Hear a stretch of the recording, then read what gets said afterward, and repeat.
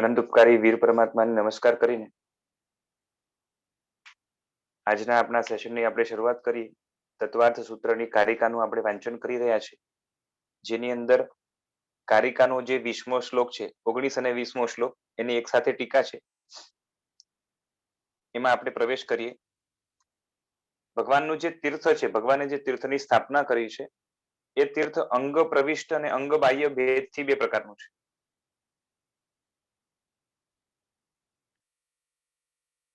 ભગવાને જે તીર્થની સ્થાપના કરી એ તીર્થ કેવું છે, તો કે અંગ પ્રવિષ્ટ અને અંગ બાહ્ય એ રીતે બે પ્રકારનું. ચાલો, યથાર્થ એવું અંગ બાહ્ય તીર્થ આવશ્યકાદી અનેક પ્રકારનું છે. અંગ બાહ્ય એટલે જે 12 અંગની અંદર જેટલું જ્ઞાન આવે, જે દ્વાદશાંગી રચાય ને એની અંદરનું જેટલું પણ જ્ઞાન છે એને અંગ પ્રવિષ્ટ કહેવાય. અને 12 અંગની બહારનું જે જ્ઞાન એને અંગ બાહ્ય કહેવાય. તો અંગ પ્રવિષ્ટ હોય કે અંગ બાહ્ય હોય, એમાંથી જે સાચું જ્ઞાન છે, જે આત્મહિતકર છે, સાચું છે, જેની અંદર ગડબડ નથી, એ બધું જ તીર્થની અંદર આવી જાય. અને એ બધું જ્ઞાન ભગવાને જ જે છે ને પીરસેલું છે. તો અલગ અલગ પ્રકારનું અંગ બાહ્ય અને અંગ પ્રવિષ્ટ, બરોબર છે. જેમ અંગ આવશ્યક વગેરે જે છે ને એ શું કહેવાય કે અનેક પ્રકારનું અંગ બાહ્ય છે, અને અંગ પ્રવિષ્ટ જે છે ને એ 12 અંગ એટલે 12 પ્રકારનું છે. અને એ તીર્થ કેવું છે, તો કે બધા જ દ્રવ્યો અને બધા જ પર્યાયને બતાવનારું હોવાથી મહાવિષય વાળું છે. એટલે કે ભગવાને જે તીર્થ સ્થાપ્યું એ તીર્થ સ્થાપ્યું કોના વડે, કે શ્રુત જ્ઞાનના બળથી, સમ્યક શ્રુત જ્ઞાનના બળથી. એટલે કે ભગવાને પોતાના વચનોથી, વાણીના પ્રવર્તન દ્વારા ધર્મ તીર્થની સ્થાપના કરી.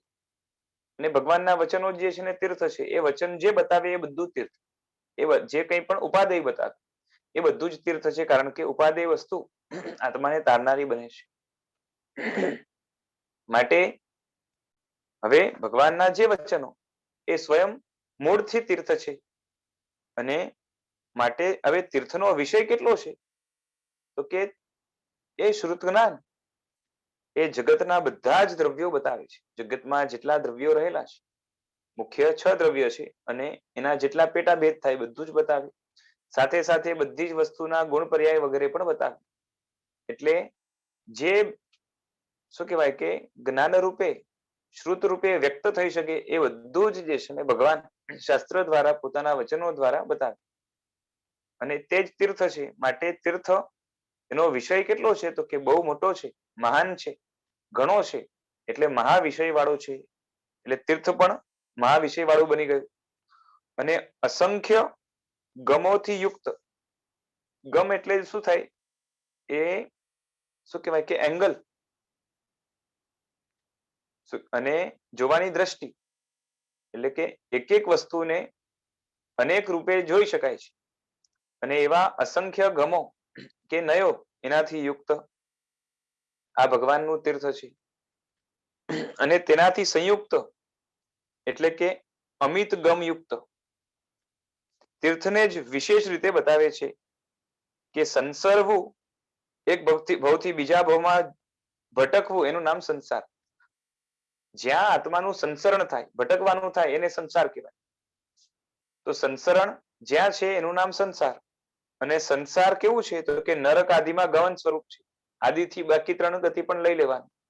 એટલે નરક, તિર્યંચ, મનુષ્ય અને દેવ, આ બધી ગતિની અંદર ગમન કરવું, ફરવું, ભટકવું, એટલે કે સરકવું, સંસરણ કરવું, એનું નામ સંસાર.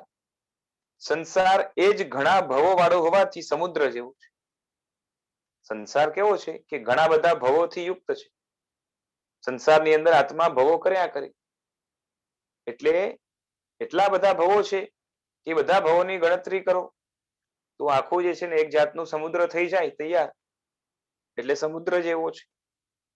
જેમ સમુદ્રની અંદર ઘણું બધું છે, એમ આપણા ભવો જે છે બધા ગણી તો ઘણું બધું થાય. અને સંસાર રૂપ સમુદ્રના પારને પામવાના કારણે થતો જે દુઃખનો ક્ષય તેના માટે સમર્થ છે. તીર્થ કેવું છે, ભગવાને સ્થાપેલું તીર્થ કેવું છે તો બતાવે છે કે સંસાર રૂપ જે સમુદ્ર છે, સંસાર પોતે સમુદ્ર જેવો છે, કારણ કે સંસારની અંદર સંસરણ અનંતિવાર આપણું થયું છે, દરેક ગતિની અંદર, દરેક યોનિની અંદર, અને એ સંસાર રૂપ સમુદ્રની અંદર આપણું સંસરણ એટલી બધી વાત થયું છે કે એને સમુદ્ર સાથે સરખાવી શકાય છે. એટલે સમુદ્ર અને સંસાર એનું કમ્પેરિઝન કરીએ તો એ બંધ બેસતું દ્રષ્ટાંત છે. માટે સંસારને સમુદ્રની ઉપમા આપી. હવે સમુદ્રની અંદર કોઈ ડૂબેલો હોય અને એને સમુદ્ર પાર પામવો હોય તો જેમ અઘરું છે એમ સંસારથી પાર પામવું પણ અઘરું છે. પણ પાર પામવા માટે જેમ નાવ અથવા તો એવી તાકાત, એવી આવડત, એવી શું કહેવાય કે સ્વિમિંગ કરવાની આવડત, કાં તો એવો કોઈ સહારો મળી જાય તો પાર પામી શકાય. એ જ રીતે જે પણ તાકાત બોલો, આવડત બોલો, જે પણ નૈયા બોલો, નાવ બોલો, બરોબર છે, નૌકા બોલો, કે જે કંઈ પણ જે છે ને સહારો છે, જેના વડે સંસાર રૂપી સમુદ્ર તરાય છે, એને તીર્થ કહેવાય છે. અને ભગવાનનું શાસન એ માટે બહુ શ્રેષ્ઠ છે. એટલે બધા જ પ્રકારના સંસારના દુઃખનો અંત, સમુદ્રની અંદર રહેલા બધા દુઃખનો અંત સમુદ્રના કાંઠે પહોંચી જનારને આવે. એ જ રીતે સંસાર રૂપી સમુદ્ર પણ જે તરી જાય છે એને હવે સંસારના દુઃખો હવે હોતા નથી. અને દુઃખ જેટલા છે સંસારમાં જ છે, એટલે દુઃખથી હંમેશા માટે એ નિવૃત્ત થઈ જાય છે આત્મા. એટલે દુઃખનો મૂળથી ક્ષય થાય છે જ્યારે આત્મા સંસાર રૂપી સમુદ્ર તરી જાય છે. એટલે સંસાર રૂપી સમુદ્રમાં તરી જવા માટે જે સહારો પૂરો પાડે છે એવું ભગવાને સ્થાપેલું આ તીર્થ છે. એટલે ભગવાનનું શ્રુત જ્ઞાન એ સંસાર રૂપી સમુદ્રને તરવા માટે નૌકા જેવું છે, બરોબર છે. એટલે કે શું કહેવાય કે વહાણ જેવું છે. અને આ જ વસ્તુ બીજી રીતે બતાવે છે કે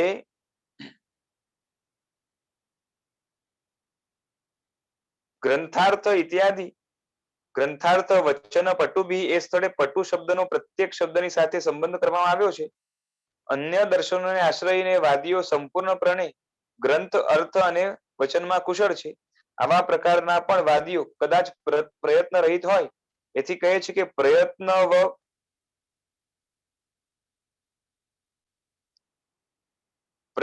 વબ્ધિરપી, ગ્રંથ, અર્થ ને વચનમાં પ્રયત્ન કરવામાં તત્પર પણ હોય છે. તે જ વિશેષથી કહેવાય છે કે વાદ માર્ગમાં કુશળ નિપુણ વાદીઓ તીર્થનો પરાભવ કરે એથી શું, એટલે પરાભવ કરે તો પણ અન્ય નયોના આશ્રય વાળા એકાંતવાદીઓ તીર્થનો પરાભવ કરવા માટે સમર્થ થતા નથી.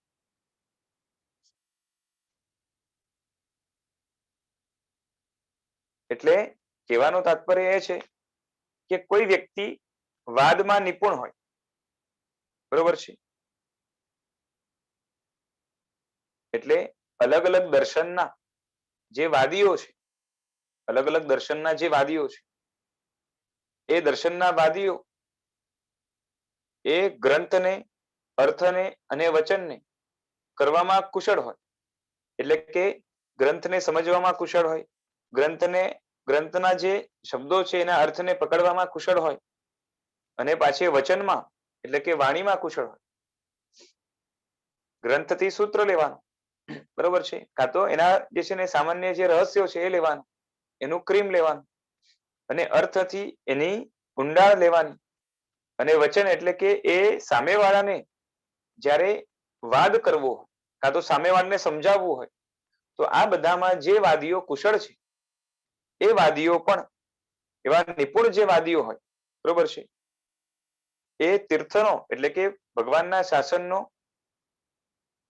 એ શું કહેવાય કે એ તીર્થનો પરાભવ કરે એથી શું, એટલે કે આ તીર્થને ભગવાનને શાસનને કાં તો ભગવાનના તીર્થને કાં તો ભગવાનના વચનને પરાભવ કરે તો પણ અન્ય નયોના આશ્રય વાળા એકાંતવાદીઓ તીર્થનો પરાભવ કરવા માટે સમર્થ થતા નથી.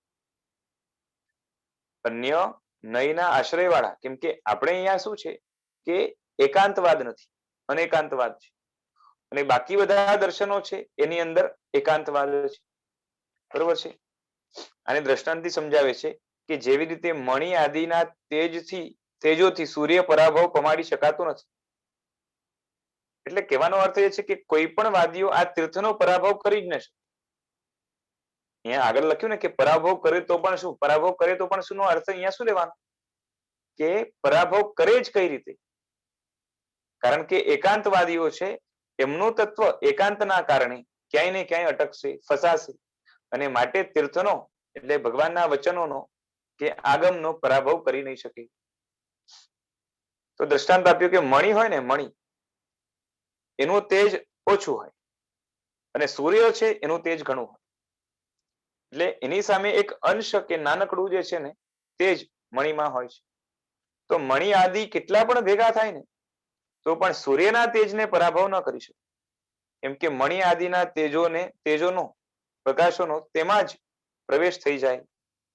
સમજાય છે? અંધારામાં કદાચ મણિ વગેરે ચમકે, પણ દિવસ થાય અને ઉપર સૂરજ હોય અને નીચે મણિ રાખો તો એની સામે એનો પ્રકાશ તો ફિક્કો પડી જાય, કારણ કે એનો પ્રકાશ જે છે ને સૂરજના પ્રકાશની અંદર એવો ભળી જાય કે ખબર ના પડે કે મણિ ચમકે છે. મણિ દેખાય ખરા, પણ મણિની ચમક ત્યારે ખ્યાલ ના આવે, કારણ કે સૂર્યના પ્રકાશની અંદર એ પરાભવ પામી જાય છે, એમાં ભળી જાય છે, અને એનો પ્રકાશ આમ જોવા જાવ તો એ છે ને નોટિસ નથી થતો. જેમ દિવસની અંદર તારા હોય, એ તારાનો પણ જે છે ને તારા દિવસના ત્યાંના ત્યાં જ છે, છતાં પણ દિવસના દેખાતા કેમ નથી? કારણ કે એનો પ્રકાશ એની સામે સૂર્યનો પ્રકાશ એટલો બધો વધારે હોય કે આનો પ્રકાશ દેખાયો જ નહીં. બરોબર છે? એટલે જે નયો છે એ અંશ છે. એટલે અન્ય દર્શન વાળા પાસે જે એંગલ છે તત્વને જોવાનો, બરોબર છે, એ કદાચ સાચો એંગલ હોય તો પણ અંશ છે, અને એમાં એમની પકડ છે, એકાંત પકડ છે, તો જે છે ને એમને પ્રમાણ નહીં મળે. પ્રમાણ એટલે શું? કે બધા નયોનો સમન્વય, બધા નયોનો સમન્વય થાય તો હકીકત નિર્ણય થાય. બરોબર છે? જેમ છે ને દાખલા તરીકે કોઈ માણસ છે, એ માણસને જોવાના અનેક દ્રષ્ટિકોણ છે. બરોબર છે? જાતિની અપેક્ષાએ માણસ છે. બરોબર છે? પછી દીકરાની અપેક્ષાએ એ બાપ છે, એમના બાપની અપેક્ષાએ એ દીકરો છે, એના પત્નીની અપેક્ષાએ એ પતિ છે. બરાબર છે? જમાઈની અપેક્ષાએ એ સસરો છે. એક જ વ્યક્તિને જોવાના અલગ અલગ પાસા થઈ ગયા, એંગલ્સ થઈ ગયા. બરોબર છે? તો આ બધા એંગલ ભેગા થાય તો એ વ્યક્તિની પૂરી આઈડેન્ટિટી ખ્યાલ આવે કે ભાઈ આ સસરો પણ છે, બાપ પણ છે, દીકરો પણ છે. બરોબર છે? પછી જે છે ને કોકનો જમાઈ પણ હશે. એટલે માણસ પણ છે, જીવ પણ છે, આત્મા પણ છે. આ બધા જે છે ને બધા જવાબો સાચા જ છે, બધા વાક્યો સાચા છે, અને બધા વાક્ય ભેગા થાય. બરોબર છે? આ તો અમુક થયા, બાકી બધા વાક્ય ભેગા થાય ત્યારે એની કમ્પ્લીટ આઈડેન્ટિટી બને. એમાંથી કોઈ એક વસ્તુ પકડીને કોઈ કે ના આ આમ જ છે, એના સિવાય નથી. દીકરો છે ને એક આ છે ને આ વ્યક્તિ બાપ છે. બરોબર છે? વાત સાચી, પણ કે આ બાપ જ છે, બાપ સિવાય કઈ નથી, તો ખોટું થઈ જાય. સમજાય છે હું કહું છું? એક જ વસ્તુ કે એક જ ઘટનાને જોવાના ઘણા દ્રષ્ટિકોણો હોય, અને બધા જ દ્રષ્ટિકોણ સાચા હોય કદાચ, પણ એ દ્રષ્ટિકોણને એકાંતે કોઈ પકડે કે આ આમ જ, એના સિવાય નહીં, તો ખોટું થઈ જાય. એ જ રીતે અહીંયા જેટલા બીજા દર્શનકારો છે, એ કોઈને કોઈ વસ્તુની અંદર પકડવાળા હોવાના કારણે એમનો એંગલ કદાચ કોઈક એંગલથી સાચો હોય, આમ છતાં પણ પકડવાળા હોવાના કારણે આ આમ જ, એના સિવાય નહીં, માટે એમનો એંગલ ખોટો થઈ જાય. એટલે એમનું થોડુંક જે જ્ઞાન છે, નહીં એને નહીં કહેવાય, અને એ પણ પાછો પકડવાળો હોય તો એને દૂર નહીં કહેવાય. અને સમગ્ર બધા જ દ્રષ્ટિકોણથી પદાર્થને જોનાર એ જૈન દર્શન કે જૈન શાસ્ત્રો કે ભગવાનના વચનો કે તીર્થ સકલ નયોથી વ્યવસ્થિત રૂપે વસ્તુને જોનાર હોવાથી એ પ્રમાણ છે, અને વિશ્વાસ કરવા યોગ્ય છે. અને એની સામે બાકી બધા નયો નાના નાના કાં તો અંશ કાં તો બચ્ચા કહેવાય. અને એ બધા નયોનો જે જ્ઞાન છે કે પ્રકાશ છે, એ પ્રમાણની સામે, બરોબર છે, એ સાપેક્ષવાદની સામે, અનેકાંતવાદની સામે, બરોબર છે, એ ઝાંખા પ્રકાશ જેવા છે. માટે આ તીર્થનો પરાભવ કોઈ એકાંત દર્શનકાર, એકાંતવાદી કરી ન શકે. આ રીતે બતાવ્યું. બરોબર છે. એટલે અહીંયા પણ એ છે કે સર્વવાદોમાં મુખ્ય જે અનેકાંતવાદ છે, બાકી બધા વાદો કેવા છે? એકાંતવાળા છે. એમાં જે મુખ્ય કે પ્રધાન અનેકાંતવાદમાં બધા જે એકાંતવાદ વાળા જે છે ને એનો પ્રવેશ થઈ જાય. બરોબર છે. કારણ કે બધા અંશથી છે, એ પ્રમાણે વિચારવાનું. હવે આગળ 21 અને 22મી ગાથાની અંદર બતાવે છે કે મોહરહિત હોવાથી મહર્ષિ અને સર્વથી અધિક પૂજનીય તે વીર ભગવાનને ત્રિકરણથી, ત્રણ કરણ કયા? મન, વચન અને કાયા. ત્રિકરણથી શુદ્ધ નમસ્કાર કરીને શિષ્યના હિત માટે, કોના માટે? શિષ્યના હિત માટે. શિષ્યની અંદર મુખ્યત્વે સાધુ સાધ્વી આવે અને પાછા શું કહેવાય કે એ ગૌણપણે કહો કાં તો ઉપલક્ષણથી એ એમના અંડરમાં રહેલો જે સંઘ છે જેની અંદર ચારે ચાર સાધુ સાધ્વી શ્રાવક શ્રાવિકા બધા આવી જાય. કારણ કે શ્રાવક શ્રાવિકા પણ આમ તો શિષ્ય કોને કહેવાય? કોના કહેવાય? તો કે આચાર્ય વગેરેના. તો ત્રિકરણથી શુદ્ધ નમસ્કાર કરીને શિષ્યના હિત માટે અરિહંત વચનના એક દેશના સંગ્રહરૂપ અને વિશાળ અર્થવાળા આ તત્વાર્થાધિગમ નામના લઘુ ગ્રંથને કહીશ. આવી પ્રતિજ્ઞા કારિકાની અંદર ઉમા સ્વાતીજી મહારાજા પોતે કહે છે. બરોબર છે. આવી પ્રતિજ્ઞા કરે છે. પ્રતિજ્ઞા એટલે સંકલ્પ કરે છે કે શિષ્યના હિત માટે, બરોબર છે, શિષ્યનું વ્યવસ્થિત હિત થાય માટે એ જ ભગવાન કેવા છે કે મોહ રહિત હોવાથી મહર્ષિ છે અને સર્વથી અધિક પૂજનીય છે. કારણ કે એના જેવી પૂજનીયતા અને પૂજા, બરોબર છે, જગતમાં કોઈની હોતી નથી. અને એવા વીર ભગવાન છે એને ત્રણ કરણથી શુદ્ધ નમસ્કાર, મનથી, વચનથી ને કાયાથી. મનમાં કોઈ મલિન ભાવ કે મલિન આશય નથી, વચનની અંદર કોઈ સ્ખલના કે દોષ નથી, અને કાયાની અંદર નમસ્કાર કરવાની ક્રિયામાં કોઈ જે છે ને ભૂલ થતી નથી. એવા પ્રકારે શુદ્ધ નમસ્કાર કોણ કરે છે? તો વાચકવર ઉમા સ્વાતીજી મહારાજ. અને આ રીતે નમસ્કાર કરીને, બરોબર છે, નમસ્કાર પણ શા માટે? કારણ કે એ ત્રિકરણ શુદ્ધ નમસ્કારથી મોહ નડતો નથી અને વિઘ્નો પણ જે છે ને નાશ પામે છે. અને આ રીતે નમસ્કાર કરીને શિષ્યના હિત માટે શું કરશે?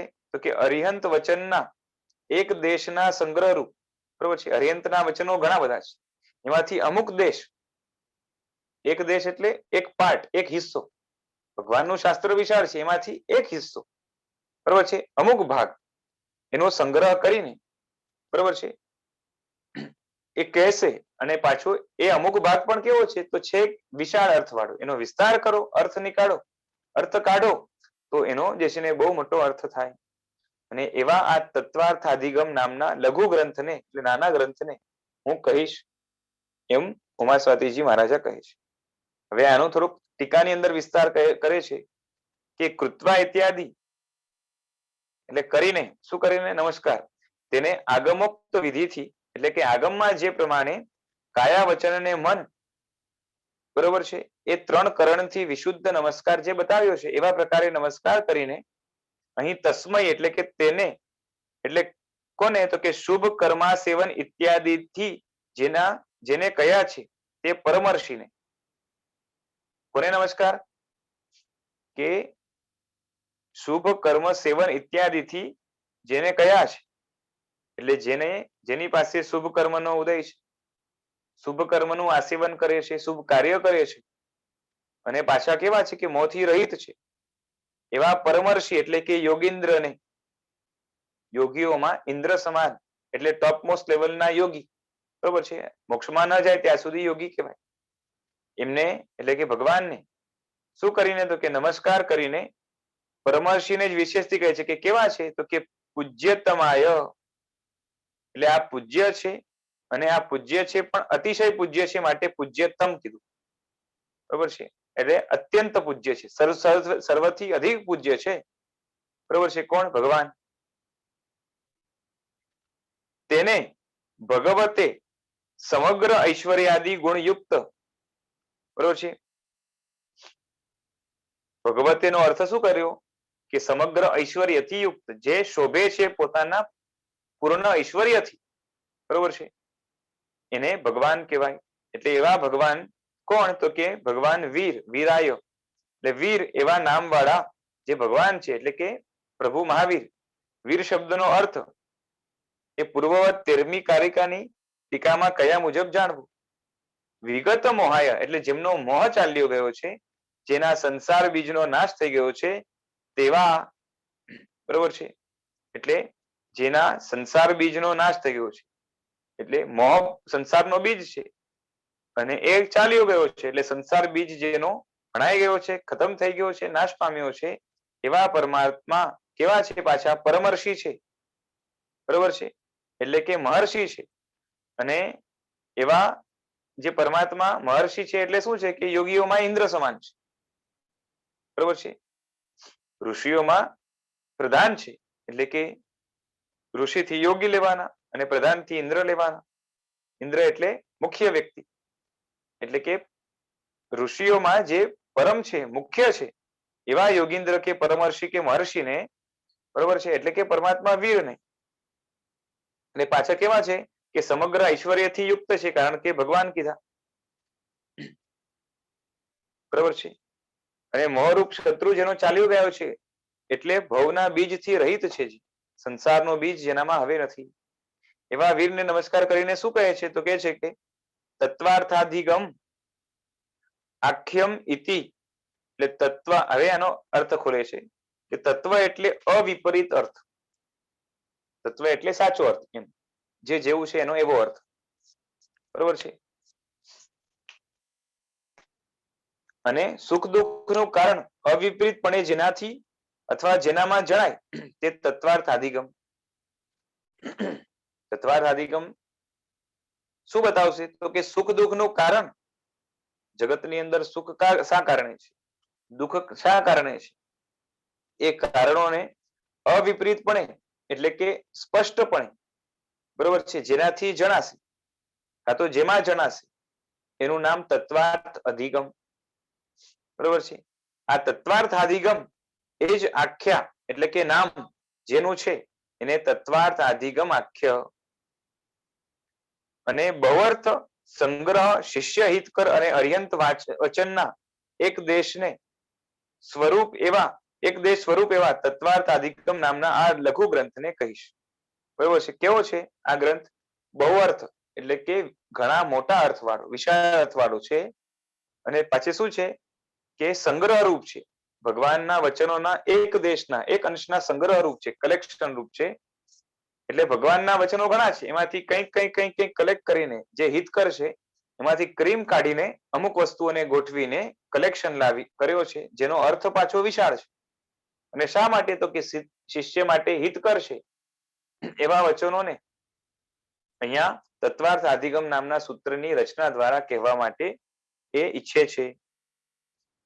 અને એ શું છે? તો કે અર્યંતના વચનના જ અંશ છે, બરોબર છે. બહુઅર્થ એટલે જેનો અર્થ ઘણો છે. આમાં પ્રવચનનું રહસ્ય કહેલું હોવાથી આ ગ્રંથ ઘણા અર્થવાળો છે. આખા પ્રવચન એટલે કે આખા આગમનું રહસ્ય આની અંદર બતાવી દીધું છે, બરોબર છે. અને સંગ્રહ એટલે સંક્ષિપ્ત, બરોબર છે, એટલે કલેક્ટ કરીને શોર્ટમાં કરેલું છે અહીંયા. અને લઘુ ગ્રંથ એટલે બહુ સંગ્રહ વાળા ગ્રંથોની જેમ બહુ ગ્રંથ નથી, બરોબર છે. જેની અંદર ઘણું બધું કલેક્શન હોય એને બહુ ગ્રંથ કહેવાય, ઓછો સંગ્રહ હોય, કલેક્શન હોય, એને લઘુ ગ્રંથ કહેવાય. અને અલ્પ ગ્રંથથી, એના અલ્પ ગ્રંથથી જ એટલે કે થોડાક કલેક્શનથી જ તત્વજ્ઞાન થઈ જતું હોવાથી શિષ્ય હિત કરશે. કે તત્વનું જ્ઞાન બહુ શોર્ટમાં, એ શું કહેવાય કે નટશેલમાં પીરસ્યું છે. અને એના માટે શું થશે? તો શિષ્ય માટે જે છે ને હિતકર થશે, ઈઝી થઈ જશે, બરોબર છે. ઇમમ એટલે બુદ્ધિમાં રહેલો ગ્રંથનો પરમર્શ સમજવો. એટલે બુદ્ધિમાં ગ્રંથનો જે પરામર્શ છે, પરમર્શ નહીં, સોરી, પરામર્શ, બરોબર છે, એટલે કે એનો તાત્પર્ય એ સમજવાનું. કોનો સંગ્રહ એમ કહે છે તો કે અર્હદ વચન એક દેશસ્ય, એટલે કે અર્યંતના વચનના એક દેશને, બરોબર છે, અર્યંતના વચનના એ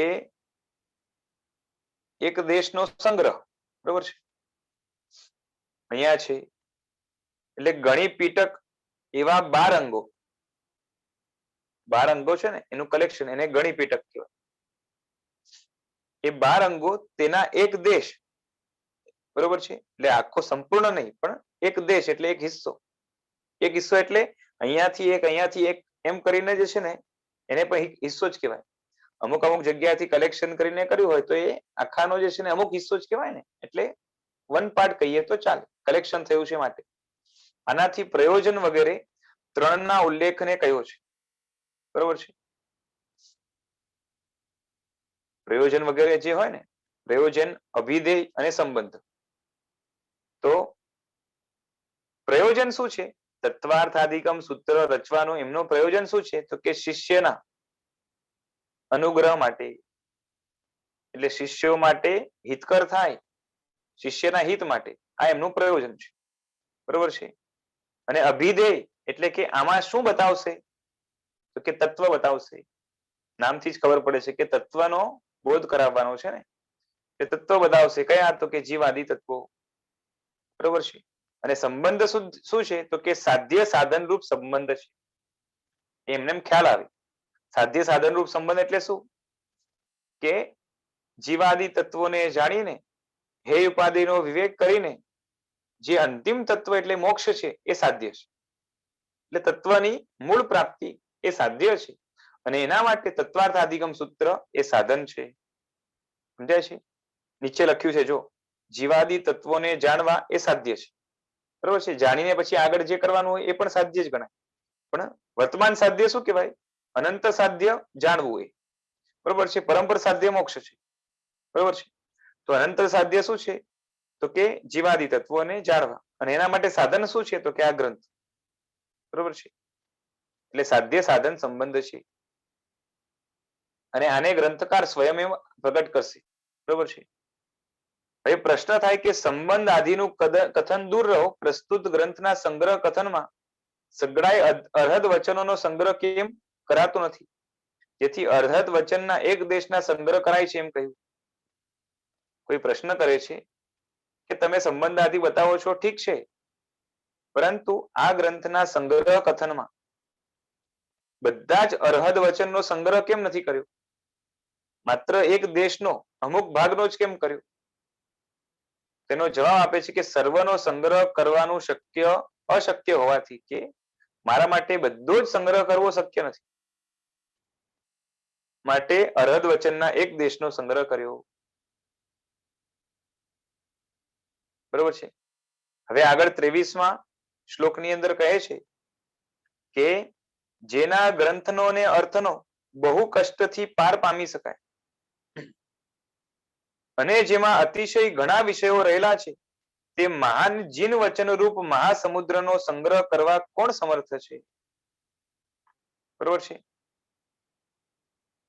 કે આખાય જીન વચનને સંગ્રહ કરવો એના માટે કોઈ સમર્થ નથી, કાં તો બહુ વિરલા જ સમર્થ છે એમ અર્થ કહીએ તો ચાલે. પરંતુ અમુક દેશનો સંગ્રહ કરવો હોય તો પોસિબલ છે. એટલે અહીંયા જીન વચનની મહત્તા કે મહાનતા બતાવે છે કે એટલો બધો વિશાળ છે જીન વચન કે આ તીર્થ કે ગણીપીટક કે એ શાસ્ત્ર વચનો કે ભગવાનના શું કે ભગવાનનો ઉપદેશ, બરોબર છે, કે આખે આખો સંગ્રહ કરવો શક્ય નથી, કાં તો મારા માટે શક્ય નથી, કાં તો મોટા ભાગના જીવો માટે શક્ય નથી. કે સંગ્રહ કરીને જે છે ને એને લખવું, કાં તો એને આગળ જે છે ને એ ભણાવવું, પરંતુ અમુક દેશને અમુક હિસ્સાને સંગ્રહ કરવો એ શક્ય છે શક્તિ મુજબ, બરોબર છે. ટીકાની અંદર બતાવે છે જો કે મહત ઇત્યાદિ પરિમાણથી, પરિમાણ એટલે અમાઉન્ટ, બરોબર છે, અનેક કરોડો પદરૂપ અતિશય મહાન છે. ખાલી સૂત્ર છે ને, અર્થ તો દૂરની વાત, પરંતુ કરોડો જે છે ને, પાછી એક નહીં અનેક કરોડો પદ રૂપ, એટલે કે અનેક કરોડ પદો જેમાં રહેલા છે એવા આ આગમો છે, શાસ્ત્રો છે, જીન વચનો છે અને અતિશય મહાન છે, મોટા છે. અર્થાત સર્વ દ્રવ્યને ઘણા પર્યાય રૂપ છે, કે બધા જ દ્રવ્યો છે અને ઘણા બધા પર્યાયો જેની અંદર સમાય છે. આથી અતિ મહાન વિષય છે જેનો, તે અતિ મહાવિષય. બરોબર છે. અહીંયા સમજો, સર્વ દ્રવ્ય અને સર્વ પર્યાય નથી લખતો, કારણ કે સર્વજ્ઞ પણ સર્વ પર્યાયને જાણે પણ શબ્દમાં ન કહી શકે. જ્યારે દ્રવ્ય છે તો એનું જે છે ને બધા જ દ્રવ્યો, 6 દ્રવ્યો જે છે ને એનો ઉલ્લેખ થઈ શકે. એટલે દ્રવ્યો બધા જાણે, બધા દ્રવ્યોનું કહી શકે, પણ દ્રવ્યના જે પર્યાયો છે તો એક એક દ્રવ્યની અંદર અનંત અનંત પર્યાયો પડે. એટલે કે એના અનેક જે છે ને ફોર્મ્સ, અનેક એની દશાઓ, બરોબર છે, અનેક એમાં જે ચેન્જીસ છે એ બધું પડે. અને એને પાછી એક એક ને જે છે ને, કેમ કે હરેક દ્રવ્યની અંદર ગુણો પાછા કેટલા બધા હોય, એ ગુણોના જે છે ને પાછા ગુણોમાં જે ફેરફાર થાય ભૂતકાળના, વર્તમાન, ભવિષ્યકાળના, એ બધું મનાવીને જે છે ને અનંત પ્રમાણમાં થાય. એટલે બધું શબ્દની અંદર અભિવ્યક્ત નથી કરી શકાતું, જાણી શકાય બધું કહી શકાતું નથી.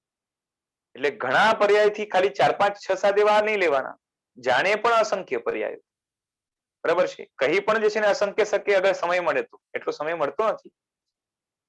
આથી અતિ મહાન વિષય છે જેનો, તે અતિ મહાવિષય, તેનો સંગ્રહ કરવા માટે કોણ સમર્થ છે? તે અતિ મહાન વિષયને જ કેમ મોટો વિષય છે એ બતાવે છે વિશેષથી, કે તે ગ્રંથ અને ભાષ્યના અતિ મહાવિષયનો પાર પામવો દુર્ગમ છે. જે ગ્રંથ છે અને ભાષ્ય છે એનો વિષય પણ મહાન છે અને એનો પાર પામવો જે છે ને એ દુર્ગમ છે. એટલે કે સહેલું નથી. દુર્ગમ છે ગ્રંથ અને ભાષ્યનો પાર જેનો, તે દુર્ગમ ગ્રંથ ભાષ્ય પાર. આ પ્રમાણે દુર્ગમ ગ્રંથ ભાષ્ય પાર શબ્દનો વિગ્રહ છે, એટલે છૂટું પાડીને અર્થ કર્યો. તેમાં ગ્રંથો એટલે મૂળ સૂત્રો. ગ્રંથથી તત્વાર્થ ગ્રંથ નથી લેવાનો, ગ્રંથથી શું લેવાનું? મૂળ સૂત્ર, એટલે દ્વાદશાંગી. એટલે દ્વાદશાંગી અને એનો ભાષ્ય, ભાષ્ય એટલે એનો અર્થ, બરોબર છે. એનો પાર પામવો બહુ મુશ્કેલ છે, બરોબર છે. ભાષ્ય એટલે શું લેવાના? મૂળ ગ્રંથના જે અર્થ છે એનું વિવરણ કે કોમેન્ટ્રી. આવા પ્રકારના જીન વચન રૂપ મહાસમુદ્રના સંગ્રહને કરવા માટે, આટલો મહાન સમુદ્રને જે છે એનો સંગ્રહ કરવો હોય એના માટે તો કોઈ સમર્થ નથી.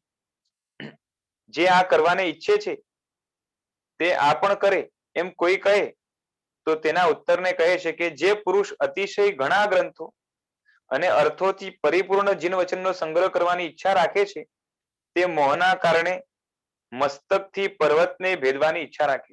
કોઈ વ્યક્તિ વિચાર કરે કે મારે જે છે ને આખા જીન વચનને સંગ્રહ કરીને એ આપવું છે, કાં તો રચના કરવી છે એના સંગ્રહની, તો એ વ્યક્તિ જે છે ને એ પોતાના માથાથી પર્વતને જે છે ને તોડવા માટે જઈ રહ્યો છે.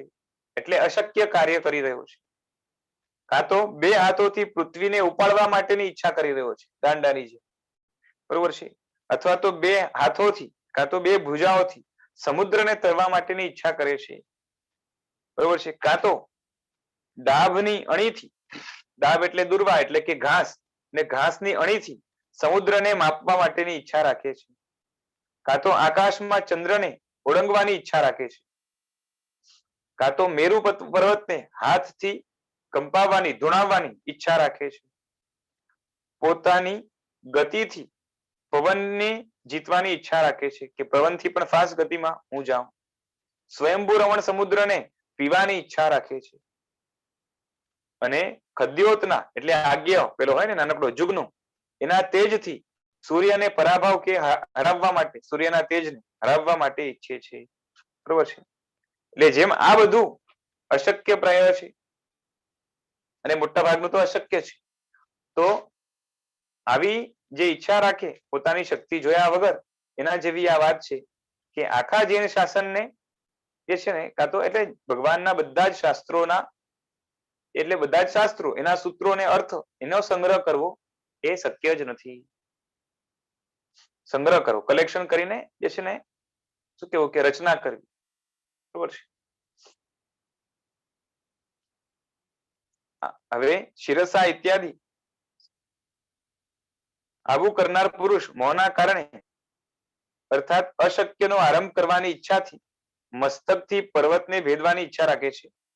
બે હાથથી પૃથ્વીને ઉપાડવા માટે ઈચ્છે છે, બે ભુજાઓ વડે સમુદ્રને તરવા માટે ઈચ્છે છે, દાબની અણીથી સમુદ્રને માપવા ઈચ્છે છે, આકાશમાં ચંદ્રને ઓળંગવા ઈચ્છે છે, મેરુ પર્વતને હાથથી કંપાવવા ઈચ્છે છે, પોતાની ગતિથી પવનને જીતવાની ઈચ્છા રાખે છે, સ્વયંભૂ રમણ સમુદ્રને પીવાને ઈચ્છે છે, ખદ્યોતના એટલે આજ્ઞાના તેજથી સૂર્યનો પરાભવ કરવા ઈચ્છે છે, અજ્ઞાનના નાશ માટે જે અતિ મહાગ્રંથાર્થને એટલે કે અંગ પ્રવિષ્ટ અને અંગ બાહ્ય એવા ભેદથી ભિન્ન જીન વચનોનો સંગ્રહ કરવાની ઈચ્છા રાખે છે, તે સર્વથા અશક્ય કરવાની ઈચ્છા રાખે છે. એટલે કોઈ વ્યક્તિ જે છે ને અજ્ઞાનના નાશ માટે અત્યંત મહાન છે ગ્રંથાર્થ જેનો, એટલે અંગ પ્રવિષ્ટ અને અંગ બાહ્ય અને માત્ર સૂત્ર નહીં એના અર્થો એનો સંગ્રહ કરવા કોઈ ઈચ્છે, બરોબર છે, તો એ ઈચ્છા અશક્ય છે, બરોબર છે.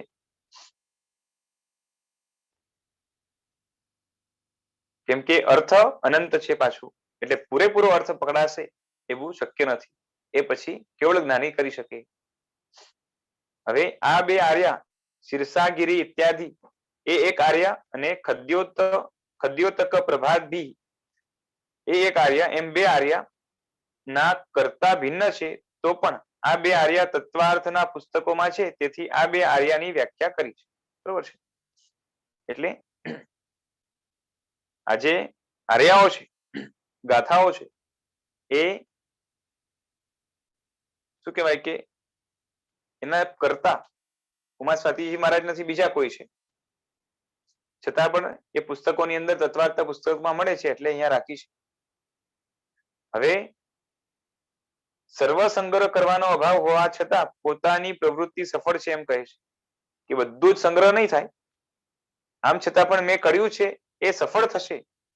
કઈ રીતે સફળ થશે એ હવે બતાવશે 27 અને 28મી ગાથામાં, કે જીન વચનનું એક પણ પદ ઉત્તરોત્તર જ્ઞાનની પ્રાપ્તિ દ્વારા સંસારથી તારનારું બને છે.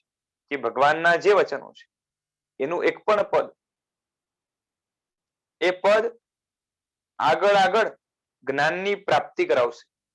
એ પદ જો અંદર ઉતરી જાય, સ્પર્શી જાય, બરોબર છે, એટલે કે એના દ્વારા હે ઉપાદેયનો વિવેક ખીલી જાય, તો આગળ આગળના જ્ઞાનના આવરણો હટાવીને જ્ઞાનની અંદર આગળ વધાવશે અને અંતે સંસારથી તારનારું બનશે. કેવળ સામાયિક પદથી અનંત કાળમાં અનંતા જીવો સિદ્ધ થયા છે એમ શાસ્ત્રમાં સંભળાય છે. શાસ્ત્રમાં શું કહેલું છે કે માત્ર સામાયિક પદ છે ને એનાથી આજ સુધી અનંત કાળમાં અનંતા જીવો તર્યા છે. આ ખાલી એક્ઝામ્પલ થયું, બાકી જીન વચનના જે તાત્વિક પદો છે જેનાથી તત્વ જણાય છે, અને એ બધા પદો એની તાકાત એવી છે, ટૂંકમાં જીન વચનની તાકાત એવી છે કે એક એક પદની અંદર આત્માને સંસાર સાગરથી પાર ઉતારી શકે. એટલે આગમ ઉપર વિશ્વાસ રાખીને સંક્ષેપથી કે વિસ્તારથી ગ્રહણ કરેલું જીન વચન જ કલ્યાણકારી છે. કે જે વ્યક્તિને આગમ ઉપર વિશ્વાસ છે, બરોબર છે, વિશ્વાસ એટલે આંધળો વિશ્વાસ રાખવાની જરૂરત નથી, પણ એકવાર શાસ્ત્રની પરીક્ષા થઈ ગયા પછી, આ શાસ્ત્ર સર્વજ્ઞ કથિત છે એવી ખાતરી થઈ ગયા પછી એના ઉપર અવિહળ શ્રદ્ધા ધારણ કરીને જે જીવ જીવે છે એને વિશ્વાસ કર્યો કહેવાય છે. અને આ રીતે જે વિશ્વાસ કરે છે પછી સંક્ષેપથી કે વિસ્તારથી એ જીન વચનોને શાસ્ત્ર દ્વારા જ્યારે ગ્રહણ કરશે બહુમાન પૂર્વક, એના માટે એ વચનો કલ્યાણકારી અવશ્ય થશે, બરોબર છે. સંક્ષેપથી કે વિસ્તારથી એમ કેમ કહ્યું? કારણ કે જે જીન વચનો ઉપર વિશ્વાસ રાખે છે એ વ્યક્તિ એનો જ્ઞાનાવરણીયનો ઉદય હોય તો એને સંક્ષેપમાં જે છે ને વસ્તુ જણાય કે સમજાય, અને જેને જ્ઞાનાવરણીનો ક્ષયોપશમ ઘણો સારો છે એને વિસ્તારથી પણ જીન વચન સમજાશે. પણ એટલું છે કે બંને વ્યક્તિને જીન વચન તારક છે એવો વિશ્વાસ હોવાના કારણે સંક્ષેપ વાળો કે વિસ્તાર વાળો હશે તો પ્રભાવના આદિ ભલે કરી શકે, અધિક કરી શકે, પરંતુ બંને માટે એ જીન વચન ઇક્વલી તારક રહેશે. જીન વચન શ્રદ્ધાપૂર્વક ગ્રહણ કરવું, ચિંતનાદિથી ધારણ કરી રાખવું, અને ધારી રાખેલું જીન વચન અન્યને કહેવું. બરોબર છે. આ એક જાતની ભગવાનની કે શાસ્ત્રકારની આજ્ઞા છે. બરોબર છે. એક સેન્ટર લાઈન છે. તમારે શું કરવાનું? તો આપણે અહીંયા આજ્ઞા કરે છે, કાં તો એ આપણા માટે ફરમાન છે કે જીન વચનને તમે શ્રદ્ધાપૂર્વક ગ્રહણ કરો. કરો એવો શબ્દ નથી લખ્યો. ઉપદેશાત્મક ભાષા છે કે કરવું એટલે કે કરવું જોઈએ.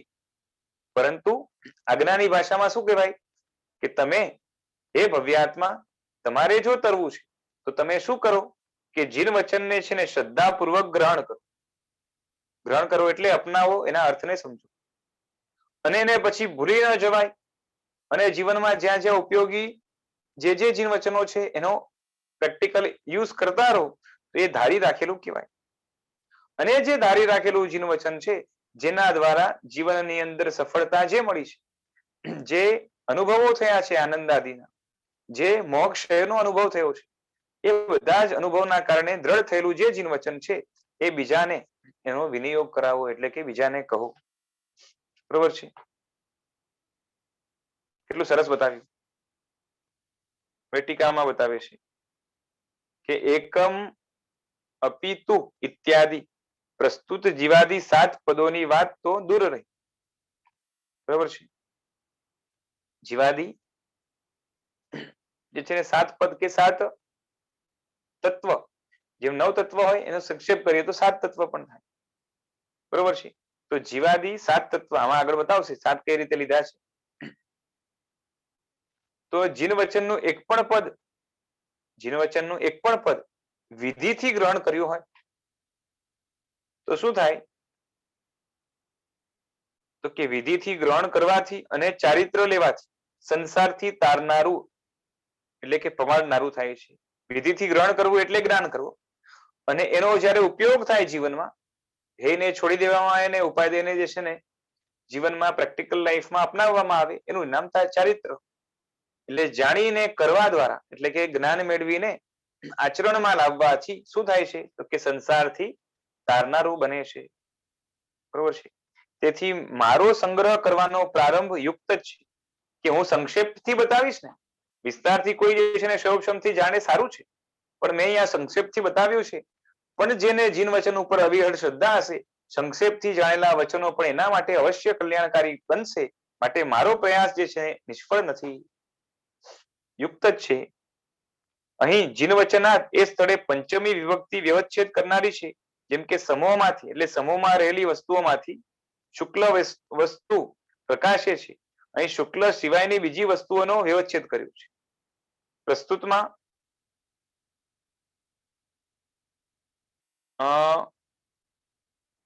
જીન વચનથી અન્ય વચનનો વ્યવચ્છેદ કર્યો છે. બરોબર છે. શું લખ્યું છે? જીન વચનથી. તો જીન વચનથી એનો મતલબ શું છે કે જે જીન વચનથી જીન વચન વાળું નથી. બરોબર છે. જીન વચનથી જે અન્ય વચન છે એ સંસારથી પાર પમાડનારા નથી. બરોબર છે. એનામાં સંસારથી પાર પમાડવાની તાકાત પણ નથી. આનાથી એક વસ્તુ સમજી રાખવાની કે જીન વચનથી અન્ય એટલે શું કે જૈન શાસનમાં જેટલા વાક્યો છે એનાથી પાર પામી શકાય છે. બરાબર છે. બરોબર છે. પાવી શકાય છે કીધું, પમાય જ છે એમ નહીં. કારણ કે આત્મા યોગ્ય હોય, પુરુષાર્થ યોગ્ય હોય, સમજણ યોગ્ય હોય, એ બધી કન્ડિશન્સ લાગુ પડશે.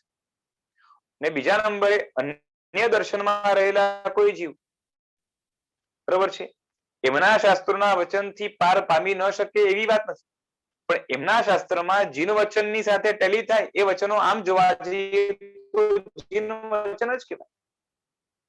અને યોગ્ય આત્મા એને ગ્રહણ કરે તો અવશ્ય તરે. બરોબર છે. જીન વચન જ્યાં પણ રહેલું હોય, જૈન શાસનમાં જ નહીં પરંતુ ક્યાંય પણ રહેલું હોય, એ પરમાર્થથી તો જૈન શાસનનું અંગ જ છે. નિશ્ચયથી એ વ્યક્તિ જે જીન વચનને ત્યાં બેઠેલો પણ પોતાના શાસ્ત્રથી ધારણ કરતો હોય તો એ પણ જૈન જ છે. જીન શાસનનો એ વ્યક્તિ જે છે ને અંગ છે, હિસ્સો જ છે. માટે જીન વચનથી જે અન્ય હોય ક્યાંય પણ, પછી જૈન શાસનમાં રહેલો પણ જીન વચનથી જે છે અલગ થાય તો પછી શાસનમાં ખાલી નામનો ગણાય.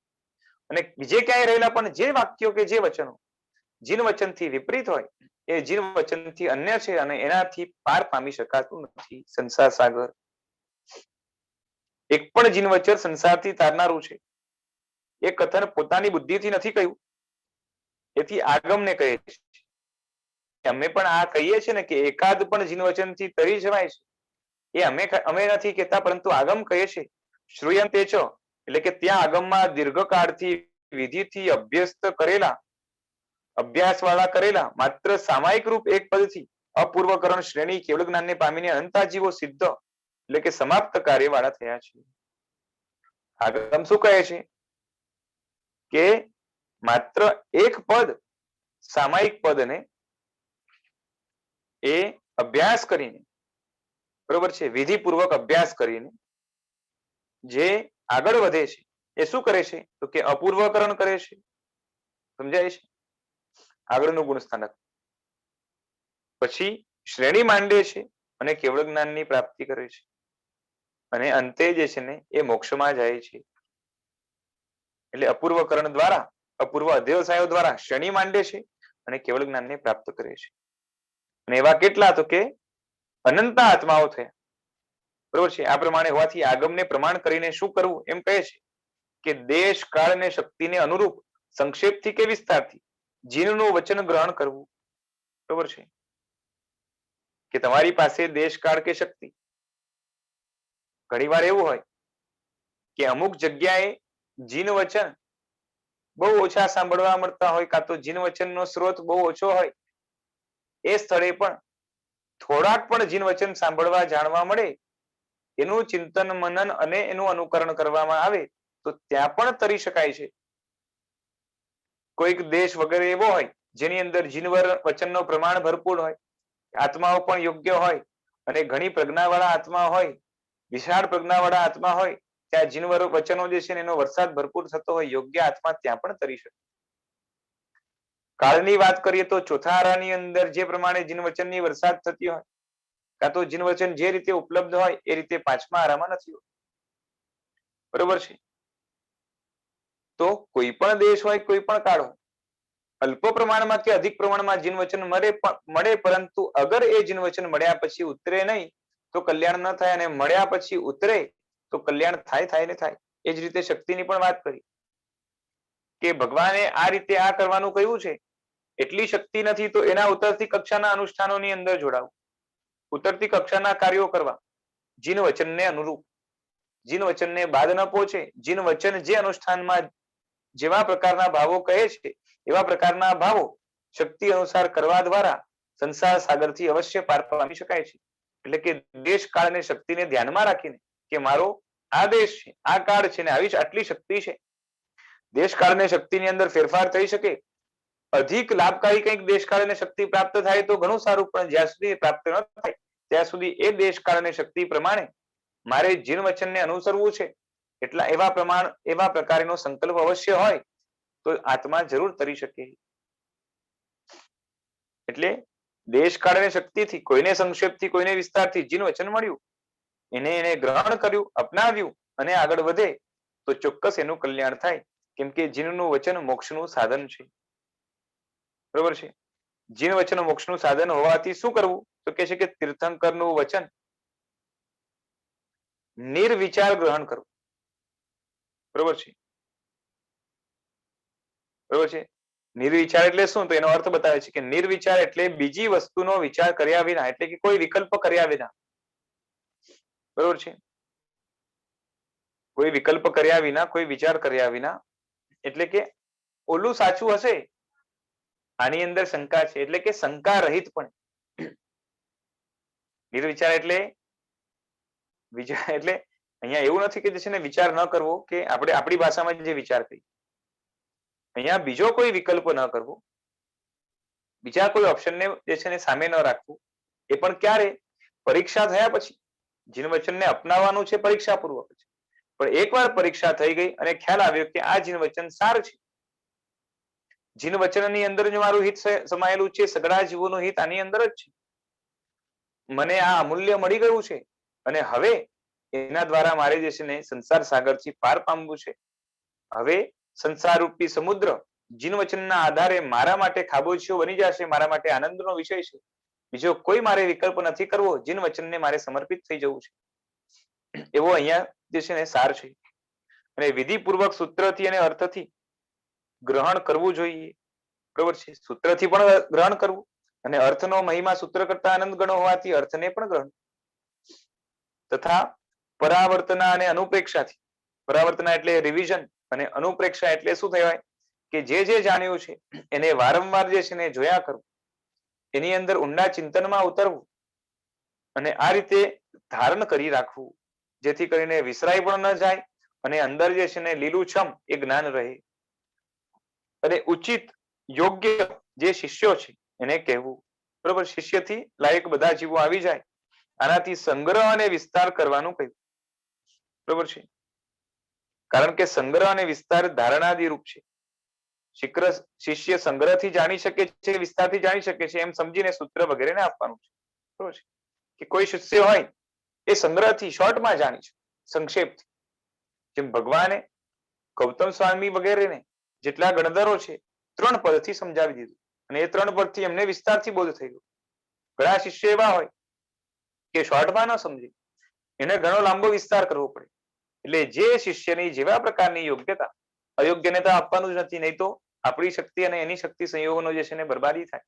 પણ યોગ્ય આત્માઓને આપવા દ્વારા શાસનની ઉન્નતિ પ્રગતિ પણ થાય. પણ કઈ રીતે આપવું? તો કે એની યોગ્યતા લાયકાત જાણીને કે એ કેટલું સંક્ષેપમાં સમજી શકે છે કે કેટલું વિસ્તારમાં સમજી શકે. કારણ કે જેટલા વિસ્તારથી સમજી શકે એની બદલે સંક્ષેપમાં કરીએ, બરોબર છે, તો એને જેટલો બોધ ઓછો થાય એટલા પ્રમાણનો જે છે ને ઓછા બોધ એટલે વધારે પામી શકતો હતો, પણ ઓછો પમાડવાનો દોષ લાગે, એની મુક્તિ એટલા અંશે દૂર જાય.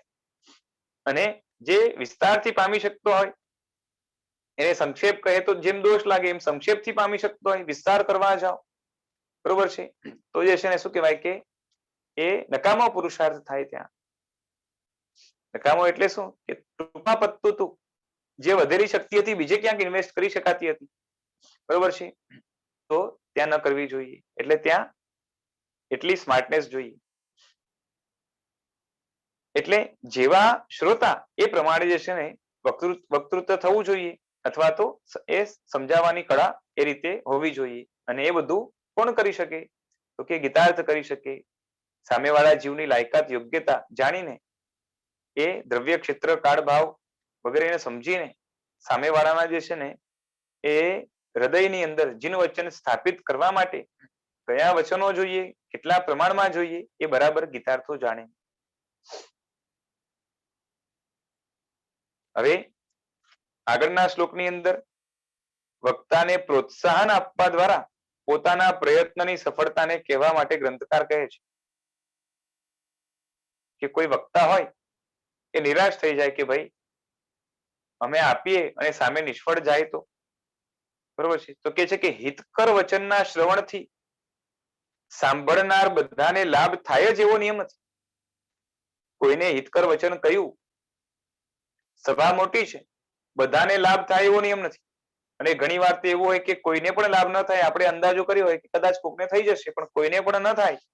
પરંતુ અનુગ્રહ બુદ્ધિથી એટલે કે ઉપકાર કરવાની બુદ્ધિથી કહેનારને એટલે કે ઉપદેશકને તો અવશ્ય લાભ થાય. સમજાય છે?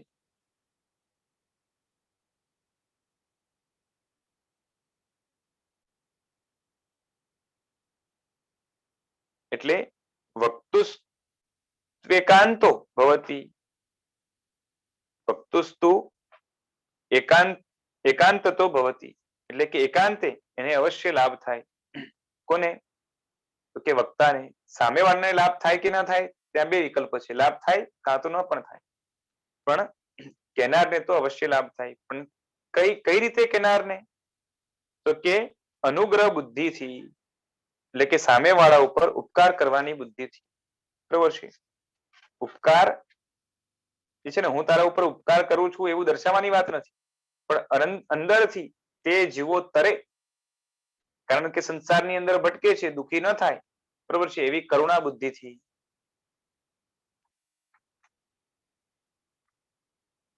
હવે આગળ ટીકાના અર્થમાં બતાવે છે કે ન ભવતી ઇત્યાદિ ન ભવતી ધર્મ, સામાન્યથી જે કોઈ શ્રોતા ધર્મ સાંભળે છે તે બધા શ્રોતાને ધર્મ શ્રવણથી એકાંતે સ્વકર્મક્ષય રૂપ ધર્મ ન થાય. સામાન્યથી કોઈ શ્રોતા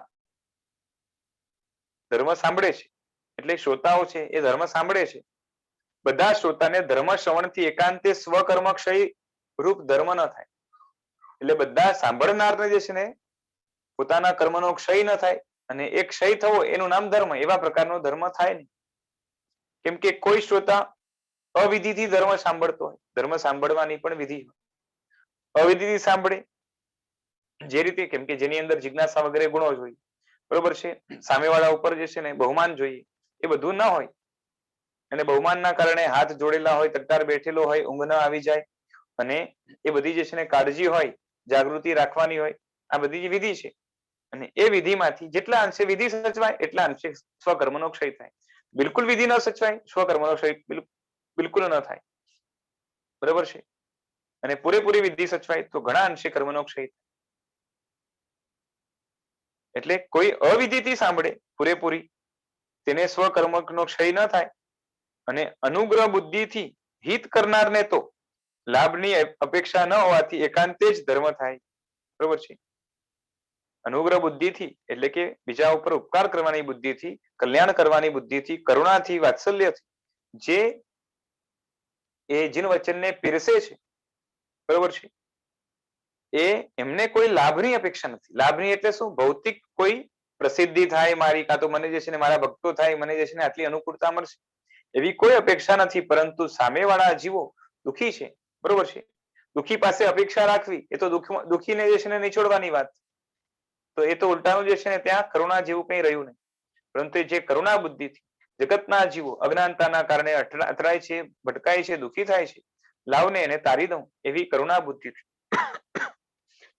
યોગ્ય શ્રોતા સામે હોય અને વક્તા યોગ્ય હોય, ગીતાર્થ હોય, બરોબર છે. જેટલી ગીતાર્થતા વધારે એટલી વેદકતાથી સામેવાળાના હૃદય જીન વચનથી વિંધી શકે. એટલે કોઈ લોકમાં પ્રસિદ્ધિ વગેરેની કોઈ અપેક્ષા નથી અને માટે એ જે છે ને પાપાદિથી દૂર થાય છે અને પોતાને તો એ છે ને શું કહેવાય કે અનુગ્રહ બુદ્ધિ હોવાથી એને ધર્મ થાય છે, એટલે શુભ ભાવ છે. સાથે સાથે તત્વનું રિવિઝન થાય છે, એનાથી જે છે ને અંદરથી કર્મનો ક્ષય થાય છે. એટલે એને તો એકાંતે લાભ જ છે, નુકસાન નથી, બરોબર છે. અનુગ્રહ બુદ્ધિ એટલે એક વાત સમજો, હમણાં વાત થઈ ને કે સામે શ્રોતા છે એ ગેરલાયક છે. શ્રોતા કેવા છે તો કે ગેરલાયક છે. તો હવે ગેરલાયક શ્રોતા છે અને એને પોતાને ખબર છે કે આ શ્રોતાઓ જે છે ને બહુ લાયક નથી અને એ અનુગ્રહ બુદ્ધિથી, કરુણા બુદ્ધિથી આપવાનું કામ કરે, કરુણા બુદ્ધિથી આપવાનું કામ કરે તો એને લાભ થાય કે ન થાય? સમજાય છે શું પૂછું છું? ખબર જ છે કે આમાં કઈ ફળ આવવાનું નથી અને આપે સામે ઉપદેશ આપે તો પોતાને લાભ થાય કે ન થાય? કેમ કે એકાંતે લાભ લખ્યો ને, બરોબર છે, સમજાય છે? તો અહીંયા કેવું છે કે જ્યારે ખબર જ છે કે સામેવાળો પામી નથી શકવાનો તો અનુગ્રહ બુદ્ધિ રહી જ ક્યાં? અને અનુગ્રહ બુદ્ધિ ન રહી માટે એ નિષ્ફળ પ્રવૃત્તિ ગણાય, બરોબર છે. આ વસ્તુ મૂર્ખતાના કારણે, મૂઢતાના કારણે કે અજ્ઞાનના કારણે, તો ત્યાં લાભ નહીં સમજવાનો. એકાદ શ્રોતા પણ જે છે ને ત્યાં લાયક જેવા લાગે, અથવા તો એટલી બધી ગીતાર્થ ના હોય કે એકદમ વેધકતાથી જાણી શકે કે આ લાયક છે કે નથી, પણ અમે જે છે ને અમુક લક્ષણોથી કાં તો અમુક ભદ્રિકતા વગેરે જોવાથી લાગે કે કદાચ આમાંથી કોઈ જીવ લાયક હશે અને એના ઉપર કરુણા બુદ્ધિથી કરે તો અવશ્ય પોતાને લાભ થાય. બાકી જ્યાં પોતાનું વચન પૂરેપૂરું નિષ્ફળ જવાનું છે ત્યાં ઉપદેશ આપવા બેસે તો અસત્ય બોલ્યાનું પાપ લાગે, એટલે પોતાનું અહિત પણ થઈ શકે અને માટે એ ગીતાર્થો જેની પાસે આટલી વેધક દ્રષ્ટિ હોય છે એ આવા પ્રકારની નિષ્ફળ પ્રવૃત્તિ ન કરે. સમજાય છે? આપણું વચન નિષ્ફળ જાય ને એ એક અસત્યનો જ અંશ છે, બરોબર છે. આપણે બોલ્યા અને સામેવાળાએ બિલકુલ ન માન્યું તો એક જાતનું અસત્ય છે, કારણ કે વચન ત્યાં નિષ્ફળ ગયું. આપણે જે છે ને આપણી ક્રિયા કે વચનની કિંમત નથી, માટે જેમ ફાવે તેમ ક્રિયાઓ પણ કરીએ, જેમ ફાવે તેમ બોલ્યા પણ રાખીએ.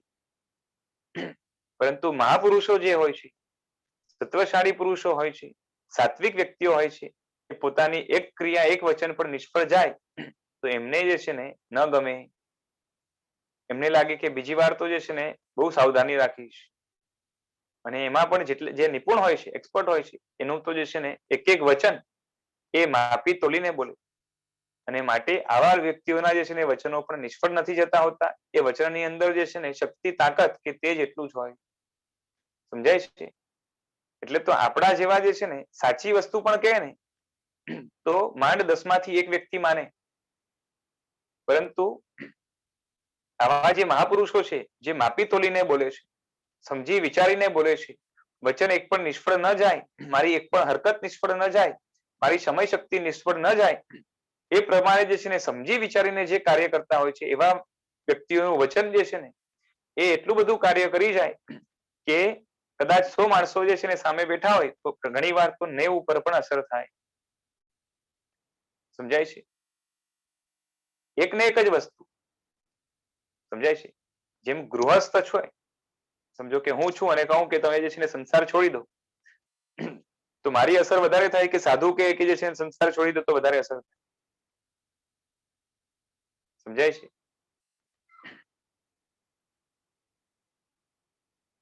સમજાય છે? અસર ક્યારે થાય? કે જેના આચરણમાં એ વસ્તુ જેટલી વધારે વણાયેલી હોય, બરોબર છે, એટલી અસર વધારે થાય. એટલે તીર્થંકરો સૌથી વેધકતાથી જગતના જીવોને તત્વથી વિંધી શકે છે. એનું કારણ શું છે? કે જે બોલે છે એ બધું જ એકદમ જેન્યુઅનલી, બરોબર છે, અને જેટલા ઓછા શબ્દમાં પતે એટલા ઓછા શબ્દમાં, જ્યાં લંબાવવાનું આવે ત્યાં લંબાવીને, બરોબર છે, કોઈ જગ્યાએ દ્રષ્ટાંત આપવાની જરૂર લાગે તો ત્યાં દ્રષ્ટાંત આપીને કાર્ય કરે.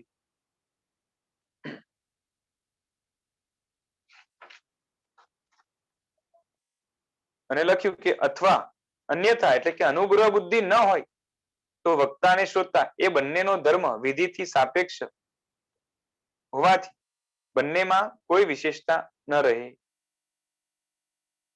સમજાય છે? કે અનુગ્રહ બુદ્ધિ નથી અને શ્રોતા પણ જે છે ને કેવા છે તો કે અયોગ્ય છે, તો બંનેનું હિત ન થાય. એટલે અનુગ્રહ બુદ્ધિ એટલે શું? કે આ જીવો કેવી રીતે બોધ પામે એવા પ્રકારની ત્યાં બુદ્ધિ છે. અનુગ્રહ બુદ્ધિથી એવું કથન બીજાઓ ઉપર અનુગ્રહ કરવો એ ઉત્કૃષ્ટ ધર્મનું કારણ છે એ જણાવવા માટે છે. બીજા ઉપર અનુગ્રહ કરવો એ વ્યવહાર નહીંથી જોવા જઈએ તો ઉત્કૃષ્ટ ધર્મ છે. એટલે તો જે છે ને તીર્થંકરોને ઉત્તમોત્તમ કેમ કહ્યા? કારણ કે પોતે તો સાધી લીધું, પણ આખા જગત માટે ઉત્કૃષ્ટ આલંબન પૂરું પાડવા માટે ત્યારે પ્રયત્ન કરી રહ્યા છે. ન કરે તો એમનું કંઈ અટકતું નથી. પણ એ જગતની અંદર એ ધર્મ વહેતું રહે એના માટે, જગતના જીવો સુખી થાય એના માટે એ ઉત્કૃષ્ટ આલંબન પૂરું પાડે છે. માટે ઉત્તમમાં પણ ઉત્તમ છે. એટલે વક્તાની કેટલી કિંમત છે આના ઉપરથી સમજી શકાય. બરોબર છે? તો આજે 29 ગાથા થઈ છે કારિકાની. પછી 30 અને 31 બે ગાથા કારિકાની બાકી છે. એ નેક્સ્ટ ટાઈમ લઈશું. આજે સમય થયો છે, રાખીએ. જીનાજ્ઞા વિરુદ્ધ કંઈ બોલાયું હોય તો મિચ્છામિ દુક્કડમ. અને જેમનો ઉપકાર આપણા ઉપર વરસ્યા કરે છે, બરોબર છે, એવા દચ્ચનાયક આચાર્ય ભગવાન શ્રીમદ વિજય યુગભૂષણ સુરીશ્વરજી મહારાજ સાહેબ, એમના પણ ચરણોમાં કોટીશ વંદન. અને જેમણે ભાવાનુવાદ કર્યો છે તત્વાર્થાધિગમ સૂત્ર, એવા આચાર્ય ભગવાન શ્રીમદ વિજય રાજશેખર સુરીશ્વરજી મહારાજને પણ જે છે ને વંદન આદિ કરી અને એમના ઉપકારને યાદ કરીએ. બરોબર છે? આજે રાખીએ. Next time